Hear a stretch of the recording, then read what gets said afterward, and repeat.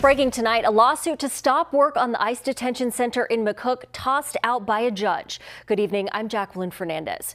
A group of McCook residents brought this case last year, and they argued Governor Pillen does not have the power to unilaterally turn what was once a Nebraska corrections facility into an ICE detention center. They claim the legislature must weigh in. Today, the judge disagrees, ruling the governor's contract to hand the facility over to ICE does not violate separation of powers. ICE detainees started arriving at the facility last fall after the judge ruled the plans could proceed as this lawsuit played out in court.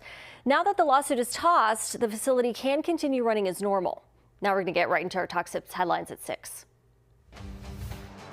So we're starting with this top 6 headline. Nebraska lawmakers have less than 10 days left to close the nearly $650 million hole in the state's budget.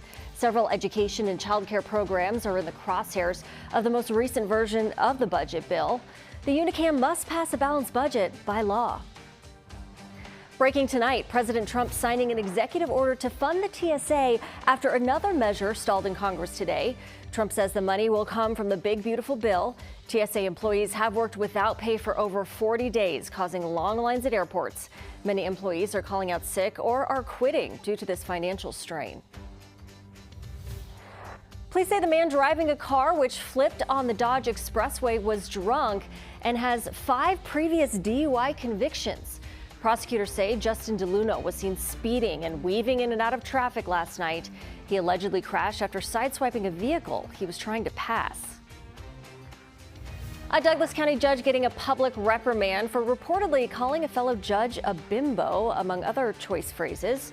The Nebraska Supreme Court giving the slap on the wrist to juvenile court judge Candace Novak today. We have much more on this case coming up in the next half hour. Also breaking tonight, golf's biggest name, Tiger Woods, arrested on suspicion of DUI after a rollover crash in Florida. Authorities say Woods showed signs of impairment at the scene after he hit another vehicle and rolled his Land Rover. The public getting a chance to offer their condolences to the family of Master Sergeant Noah Tegens today. Tegens was killed in the opening days of the war with Iran. A procession is planned after his funeral tomorrow morning. You can find the route on our website. Now, if you are headed out to